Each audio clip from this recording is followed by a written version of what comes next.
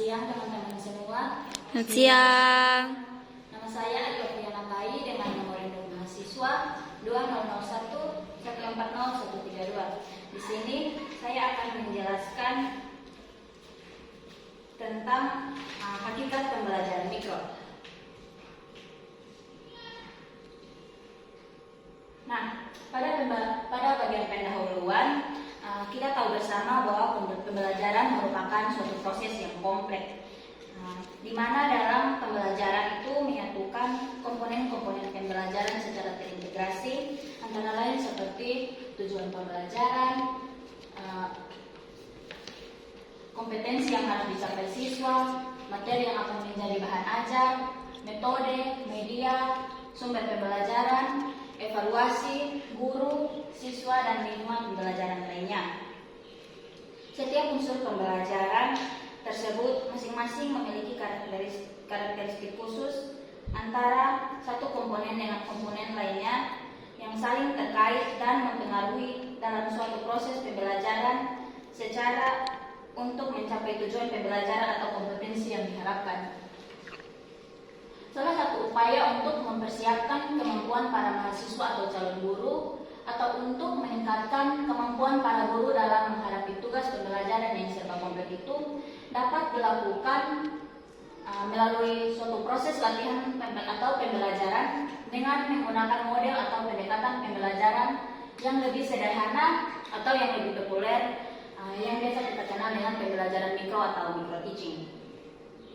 Nah, di sini kompetensi yang diharapkan yang pertama itu siswa dapat menjelaskan latar belakang pembelajaran mikro sebagai salah satu pendekatan atau model pembelajaran. Yang kedua, dapat menganalisis beberapa pengertian pembelajaran mikro sebagai dasar untuk menunjang kelancaran proses pembelajaran mikro. Yang ketiga, dapat menjelaskan tujuan dan manfaat pembelajaran mikro sebagai salah satu pendekatan atau model pembelajaran untuk mempersiapkan dan meningkatkan kemampuan guru yang profesional. Yang berikut topik-topik yang akan dibahas.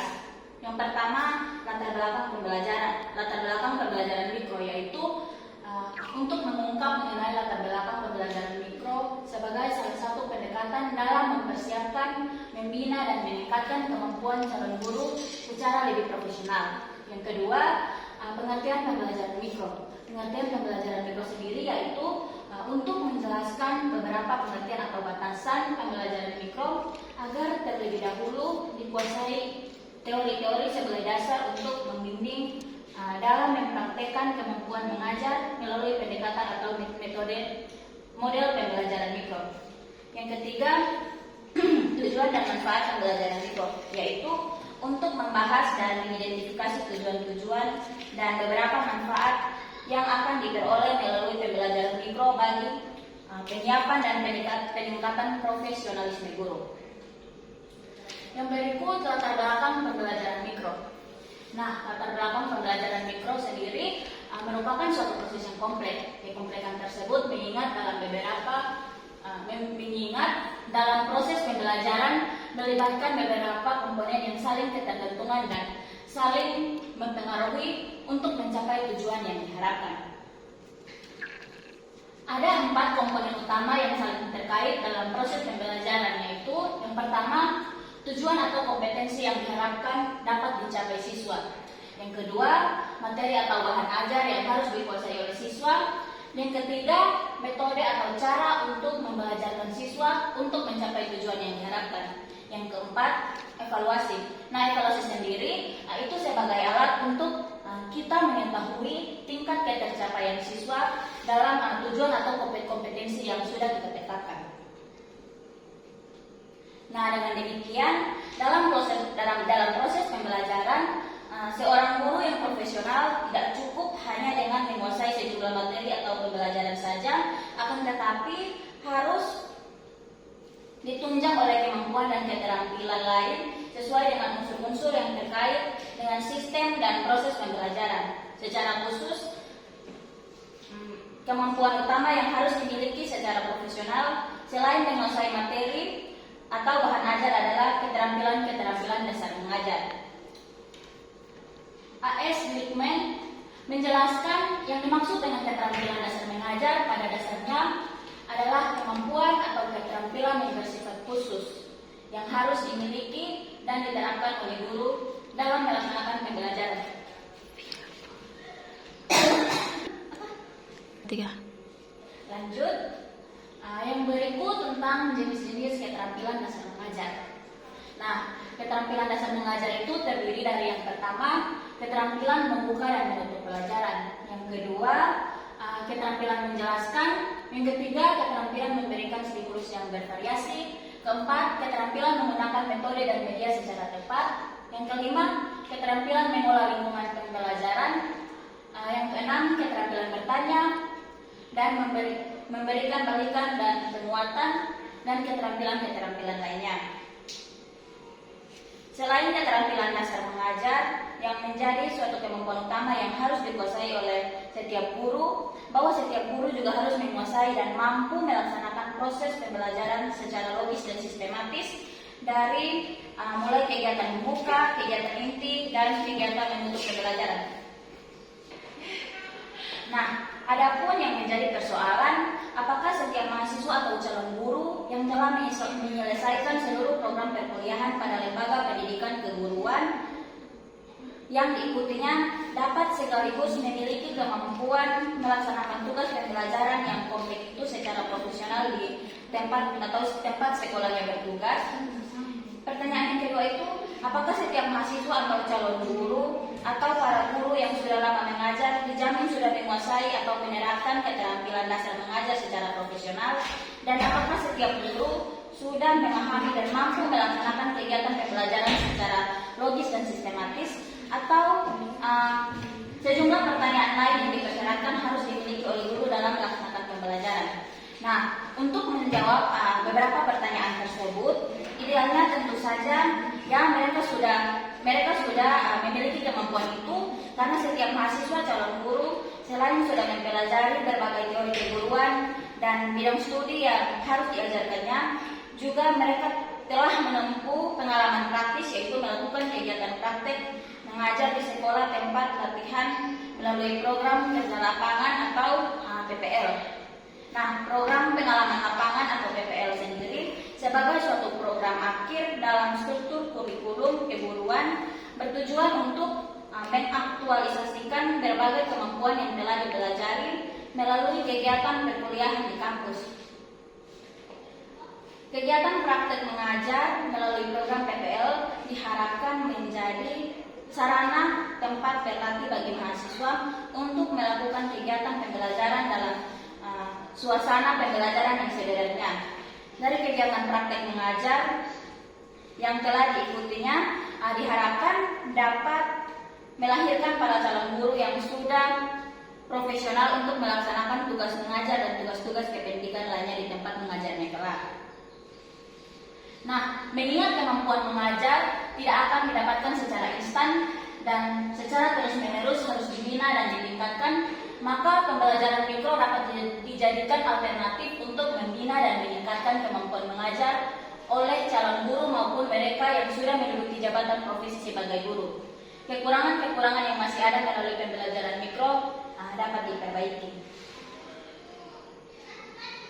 Dikatakan oleh Joyce pada tahun 1975 bahwa kehadiran pembelajaran mikro adalah untuk merespon terhadap kekurangan dan rasa frustasi terhadap program pendidikan guru yang dikembangkan sebelumnya.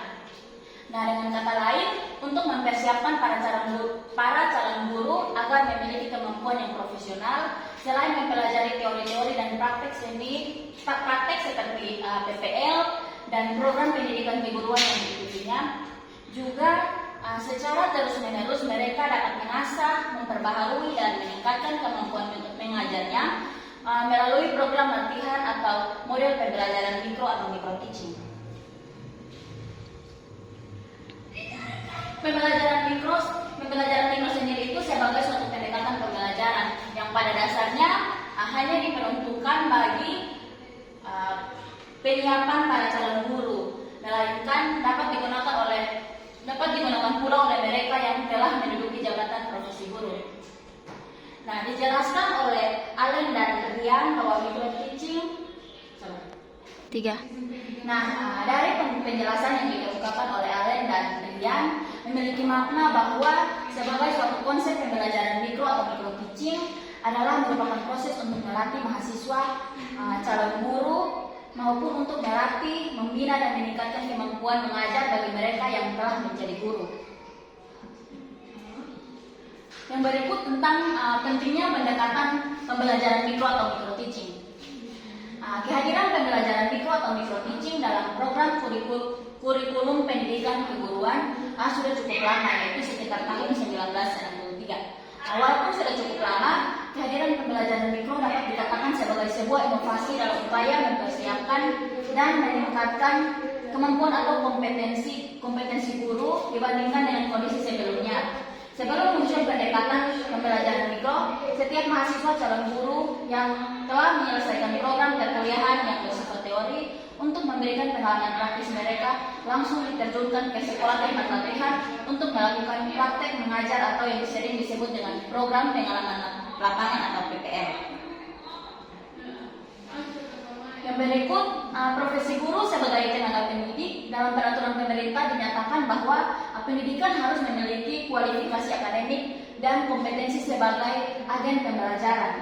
Itu terdapat dalam PP nomor 19 tahun 2005 pasal 28 ayat 1. Nah, dalam penjelasan atas peraturan pemerintah tersebut, yang dimaksud dengan pendidik sebagai agen pembelajaran atau learning agent memiliki empat fungsi utama, yaitu yang pertama ada fungsi fasilitator pembelajar, yaitu guru memiliki kewajiban profesional mengolah pembelajaran sehingga dapat membantu memudahkan siswa dalam belajar. Serta untuk memudahkan siswa belajar, maka peran keterampilan dasar mengajar mutlak harus dikuasai. Yang kedua itu ada fungsi motivator pembelajaran, yaitu setiap guru dituntut memiliki kemampuan dan keterampilan cara membangkitkan dan memelihara motivasi belajar siswa.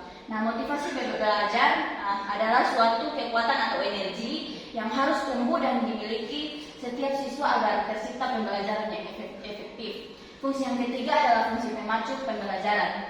Sangat terkait dengan fungsi motivator, bahwa setiap guru harus mampu berperan sebagai pemacu pembangkit semangat belajar siswa. Yang keempat, fungsi pemberi inspirasi belajar. Ini merupakan siswa adalah sebagai pembelajar yang aktif, siswa bukan tabung kosong yang hanya siap untuk menerima. Yang berikut, menurut filsafat konstruktivisme, siswa adalah pembangun pengetahuan.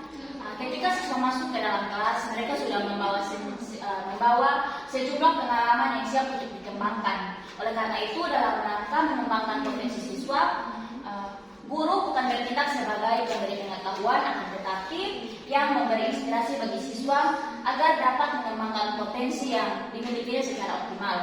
Nah, dengan demikian, jelas bahwa guru memiliki fungsi ganda, yaitu sebagai pengajar dan sebagai pendidik.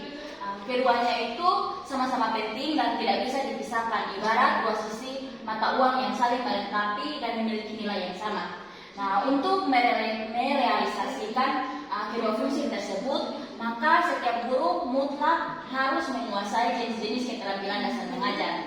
Penguasaan terhadap setiap jenis keterampilan dasar mengajar tidak bisa sekaligus, akan tetapi harus melewati proses yang terencana melalui berbagai pendekatan pembelajaran yang dilakukan secara berkelanjutan. Lanjut. Nah, setelah mengkaji perkembangan model pembelajaran mikro sebagai salah satu pendekatan pembelajaran untuk mempersiapkan dan meningkatkan profesionalisme guru, maka pada garis besarnya ada dua alasan utama yang menjadi alasan atau dasar pemikiran pentingnya penerapan model pembelajaran mikro, yaitu yang pertama, alasan pengembangan ilmu pengetahuan atau pengetahuan keguruan khususnya dan pendidikan secara lebih luas. Nah, seperti yang diketahui oleh semua pihak bahwa ilmu pengetahuan dan teknologi termasuk seni selalu berkembang dan mengalami perubahan-perubahan. Akibat dari perkembangan ilmu pengetahuan dan teknologi akan berdampak pula pada tuntutan perkembangan dan perubahan terhadap berbagai profesi termasuk profesi keguruan. Nah, profesi keguruan sendiri digolongkan pada profesi yang relatif baru dan tumbuh berkembang, yang tingkat kematangannya itu belum siap pada yang telah dicapai oleh profesi-profesi yang sudah mapan. Nah, untuk lebih memantapkan profesi guru, tentu saja harus didukung oleh ilmu atau teori serta pengetahuan ilmiah yang teruji. Nah, dengan demikian akan semakin memperkuat keyakinan pihak-pihak yang terkait dengan profesi guru tersebut. Salah satu metode ilmiah untuk menguji kebenaran pengetahuan teori atau konsep-konsep dalam keguruan, khususnya berkenaan dengan pembelajaran, adalah melalui percobaan atau eksperimen. Nah, menurut National Education Association atau NEA, bahwa suatu jabatan profesi itu memiliki ciri antara lain. Yang pertama, jabatan yang melibatkan kegiatan intelektual. Yang kedua, jabatan yang menggeluti suatu batang tubuh atau ilmu yang khusus. Yang ketiga, jabatan yang memerlukan persiapan profesional yang lama. Yang keempat, jabatan yang memerlukan latihan dalam jabatan yang berkesinambungan. Yang kedua itu alasan pembinaan kemampuan praktis. Ada pernyataan klasik yang patut menjadi renungan kita bersama, yaitu tidak ada praktek yang baik tanpa didasari oleh teori yang mapan. Sebaliknya, teori saja tanpa praktek juga akan tidak akan memberikan dampak yang positif. Artinya, keduanya antara teori dan praktek sama-sama penting. Pengetahuan baru tentang pembelajaran selalu bermunculan. Demikian pula teori, konsep atau pengetahuan yang lama belum semua dapat diungkap dan dipraktekkan dalam pelaksanaan pembelajaran. Yang berikut, secara khusus, selain dari kedua alasan utama yang dikembangkan di atas, bahwa alasan yang dapat dijadikan dasar misalnya penggunaan pendekatan pembelajaran mikro dalam pendidikan keguruan, antara lain dapat dilihat dari beberapa pernyataan sebagai berikut. Nah, yang pertama, pembelajaran mikro telah dirancang untuk memberi kesempatan bagi para calon guru untuk menemukan dan meningkatkan teknik dan keterampilan berkenaan dengan tugas atau profesinya. Yang kedua, dalam perkembangannya, pembelajaran mikro tidak hanya cukup efektif dalam melatih keterampilan mengajar, tetapi dapat digunakan pula untuk mencoba dalam menerapkan kebijakan kurikulum baru maupun model strategi dan teknik pembelajaran. Nah, yang ketiga, melalui pendekatan pembelajaran mikro dapat memberi kesempatan kepada setiap calon guru maupun bagi para guru untuk melatih setiap elemen pembelajaran dengan aman, terkendali dan terkontrol, sehingga memungkinkan setiap yang berlatih dapat mengembangkan keterampilannya secara optimal. Terima kasih, demikian presentasi saya mengenai hakikat pembelajaran mikro. Selamat siang.